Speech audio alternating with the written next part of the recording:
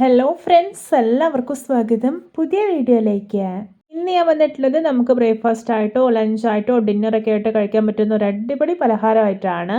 വളരെ വെറൈറ്റിയും ടേസ്റ്റി ആയിട്ടുള്ള ചിക്കൻ പൊറോട്ടയാണ് ഞാൻ ഇന്നിവിടെ ഉണ്ടാക്കാൻ പോകുന്നത്.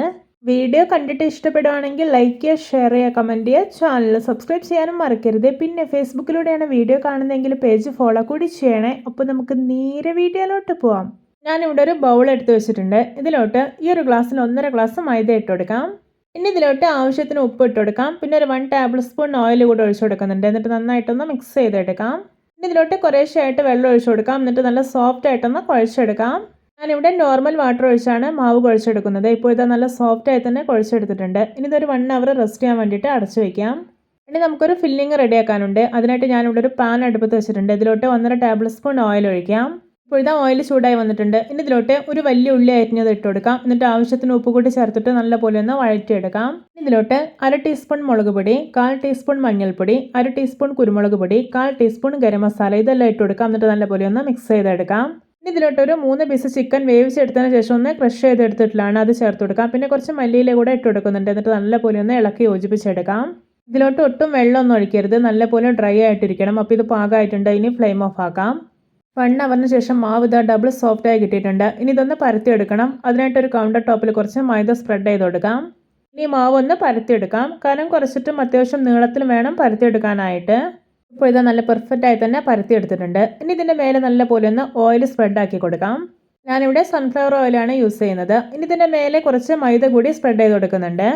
ഇതുപോലെ ഒരു ബ്രഷ് ഉപയോഗിച്ചിട്ട് മൈദ ഉണ്ടല്ലോ ഇതിൻ്റെ എല്ലാ ഭാഗത്തേക്കും നന്നായിട്ടൊന്ന് പരത്തി കൊടുക്കാം. ഇനി ഇതിൻ്റെ മേലേക്ക് നമ്മൾ നേരത്തെ റെഡിയാക്കി വെച്ചിരിക്കുന്ന ചിക്കൻ്റെ ഫില്ലിംഗ് ഉണ്ടല്ലോ അത് മുഴുവനായിട്ടും വെച്ച് കൊടുക്കാം. എന്നിട്ട് ഒരു സ്പൂൺ ഉപയോഗിച്ചിട്ട് എല്ലായിടത്തേക്കും നല്ലപോലെ പരത്തി കൊടുക്കാം. ഇനി ഇതാ ഈ ഒരു മാവിൻ്റെ ഒരു അറ്റം മറ്റേ അറ്റത്തേക്ക് ഇതുപോലെ ഒന്ന് മടക്കി കൊടുക്കാം. മടക്കി കഴിയുമ്പോഴേക്കും മാവ് ഇതുപോലെ നീളത്തിൽ കിട്ടും. ഇനി ഒരു കത്തി ഉപയോഗിച്ചിട്ട് ഇതിൻ്റെ സെൻറ്ററിൽ നിന്ന് നീളത്തിൽ മുറിച്ചെടുക്കാം.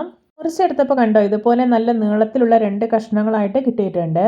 ഇനി ഇതാ ഓരോ കഷ്ണവും ഒരു അറ്റത്ത് നിന്ന് മറ്റേ അറ്റത്തേക്ക് ഇതുപോലെ ഒന്ന് റോൾ ചെയ്തെടുക്കാം. അപ്പോൾ ഇത്രയേ ഉള്ളൂ. ഇതുപോലെ രണ്ടും ചെയ്തെടുത്തിട്ടുണ്ട്.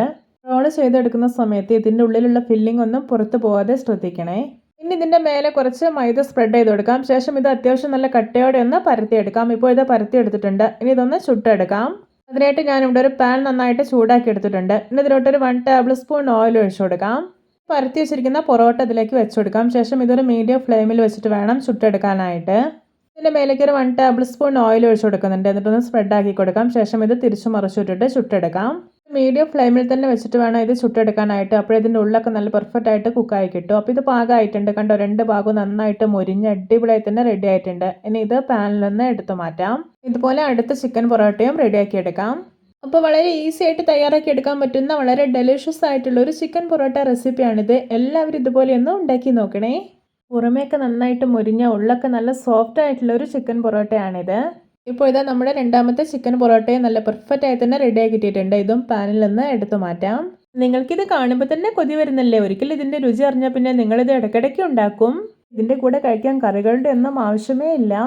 അപ്പോൾ എല്ലാവർക്കും എൻ്റെ variety and tasty chicken parotta recipe ഇഷ്ടപ്പെട്ടെന്ന് വിചാരിക്കുന്നു. ഇഷ്ടപ്പെട്ടാൽ സപ്പോർട്ട് ചെയ്യാൻ മറക്കരുത്. അപ്പോൾ ഇതുപോലെയുള്ള വെറൈറ്റി വീഡിയോകളായി നമുക്ക് വീണ്ടും കണ്ടുമുട്ടാം. Okay, bye bye.